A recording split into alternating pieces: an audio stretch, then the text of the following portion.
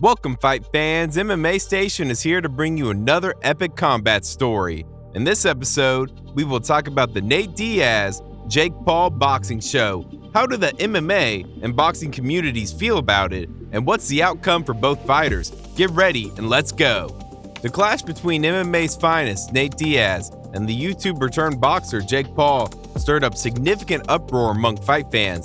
The MMA community has been buzzing with mixed feelings, as many fight enthusiasts argue that Diaz is tarnishing the sport by agreeing to fight Jake Paul. It seems that the boxing community is on the same page. Diaz's prime was about 5 years ago. As a jiu-jitsu specialist, he never pursued a boxing career to develop intricate skills. While Jake Paul and his opponents aren't at a world-class boxing level, Paul could be considered a club-level fighter at best. It seems absurd that anyone would pay to watch his fights, akin to the boxing you'd find in church basements, armories, and bingo halls. Neither Diaz nor Paul is offering the kind of boxing that true boxing enthusiasts would willingly pay to witness.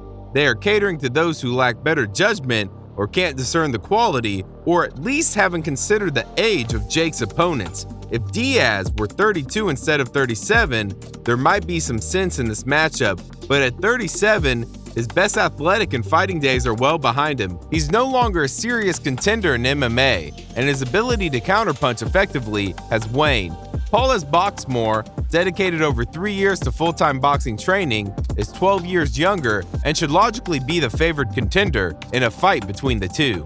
Paul, a club-level fighter, can muster some power in a well-timed punch. However, he often misses and throws many ineffective punches. Conditioning issues plague him, and he leaves gaping openings when struck. An experienced boxer or a younger opponent would exploit these weaknesses. Countering isn't a fundamental skill that non-boxers can master in just 20 weeks. MMA fighters lack the time and the need to become skilled counterpunchers. A proficient counterpuncher would easily exploit Jake Paul's vulnerabilities. Any amateur fighter who has won at a state Golden Gloves level would overwhelm Paul, and those in middleweight or higher classes would likely knock him out early. The Paul brothers are essentially gimmick brothers who excel at self-promotion in the realm of professional boxing. Jake Paul falls far short of the top 20 in his weight class. He faced only one professional boxer, Tommy Fury, and lost. Even Tommy Fury isn't a top-tier professional boxer. True boxing champions like Dimitri Bivol or Canelo Alvarez would dismantle Jake Paul very easily in every aspect of the boxing game. As Canelo said once in an interview on the topic, Jake needs to stay at his level. We're at a different level, and there is no room for this. Before we go even deeper into the topic, as always, make sure to hit that subscribe button and turn on the notification bell so you never miss a moment of the MMA action. Nate Diaz's reputation might have taken a hit by engaging with Paul, but there are no real consequences for Jake Paul in fighting Diaz. Prior to the match, many speculated that it was aimed at generating substantial pay-per-view sales. Win or lose, Jake Paul's gimmick boxer tour will continue as long as profits roll in. As expected, on August 5th, 2023, Jake Paul defeated Diaz via unanimous decision. Throughout the 10-round event, the YouTube personality maintained the upper hand. Paul's superior conditioning was evident, leading to the judges scoring the fight 97-92, 98-91, and 98-91 in Paul's favor. From the first round, Paul demonstrated his prowess. Diaz showed some offense in the fourth, cheered on by his fans, but his performance slowed down in the fifth. Paul capitalized on the opportunity, sending Diaz to the canvas with a clean left hook and following up with strikes to Diaz's head. The fight's intensity continued into the sixth round. Diaz showcased a combination of punches in the seventh, and both fighters exchanged blows in an eventful eighth round. Diaz displayed resilience and even taunted Paul, mocking his punches in the ninth round. However, Diaz was always on the brink of being knocked out. His stability diminished with each passing round. Jake Paul's victory marked his third win against a former UFC fighter, previously defeating Tyrone Woodley in 2021 and Anderson Silva in 2022. Amid diverse opinions about Jake Paul's ventures, certain undeniable facts stand out, primarily the deficiencies in his boxing skills. Despite having 8 amateur fights, Paul's recent performances indicate little improvement or even regression. Some of his punches are notably flawed, and his footwork compounds these issues. Paul exposes himself when throwing punches, which an experienced boxer would capitalize on to end his career swiftly. If someone like Canelo were to accept the challenge, the outcome would likely be disastrous. Paul's footwork raises questions, often placing him in awkward positions after a punch. Paul's training seems lacking. After over 6 amateur fights, visible progress should be evident. However, his recent fights show signs of bad habits, which isn't typical for a rookie at this stage.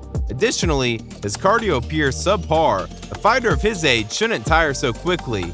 A drawback with Jake Paul is his tendency to surround himself with yes men, which could lead to his downfall. Coaches should challenge and refine a fighter as the stakes are high. Knocking out past their prime UFC champions who weren't renowned for their striking skills doesn't elevate Paul to an elite boxer status. Nonetheless, Paul's marketing acumen will likely keep him fighting non-boxers for several more years, yet his presence might not benefit professional boxing. A few more years of training under the guidance of someone like Freddie Roach might prepare him for the likes of Canelo Alvarez. While he possesses a powerful right hand, it's not a magic solution. His right hand can't erase the errors from earlier rounds, and someone will eventually exploit his mistakes.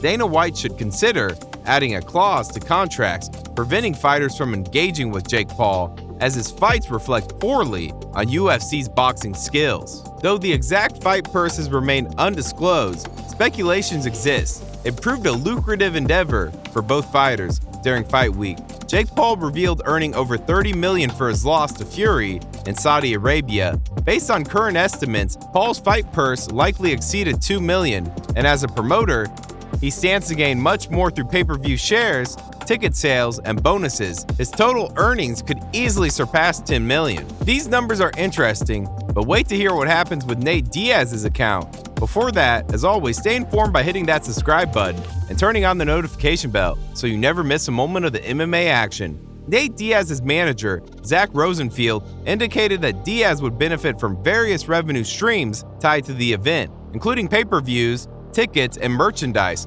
While Jake Paul's purse remains unclear, Nate Diaz will potentially make between $15 and $20 million, which according to some sources is a lot more than he made in his entire MMA career, and maybe up to 10 times more than he earned from the second McGregor fight. With the Diaz-Paul bout concluded, the question looms, what's next for these two fighters?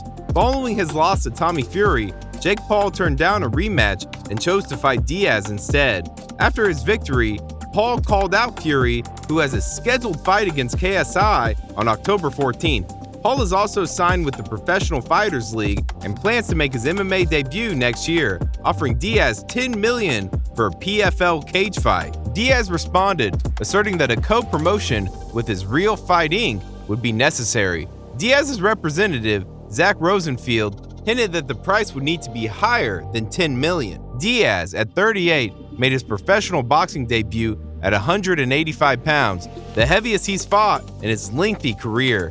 Reflecting on his fight, Diaz expressed regrets about gaining weight, which he believes slowed him down during training. After 17 years in the UFC, Diaz left the promotion as a free agent following a notable victory over Tony Ferguson. He initiated Real Fight Inc., seeking intriguing challenges. The card was a joint effort between Real Fight Inc. and Paul's most valuable promotions. The Paul-Diaz matchup marked a pivotal point in their careers. This was the first time Paul faced a fellow A-side, someone with proven pay-per-view appeal in his career, as stated by MVP co-founder Nikisa Badarian. Prior to the bout, there were several verbal exchanges between the two fighters. Paul managed to irritate Diaz in the lead-up, which led to security guards from both sides clashing. The weigh-in saw physical confrontation as well. After the fight, however, Diaz credited Paul for his size and power, while acknowledging his previous experience against similar opponents. He's a big athletic dude, and he hits hard, Diaz noted during the news conference, but it's nothing I haven't encountered before. Checking his MMA fight records, this statement is 100% true. The only difference is he got paid way more and only for one fight. And that wraps up another fight story with MMA Station. Make sure to hit that subscribe button and turn on the notification bell so you never miss a moment of the action. Thank you for joining us on this incredible ride. Until next time, stay hungry, stay passionate, and keep supporting the world of combat sports.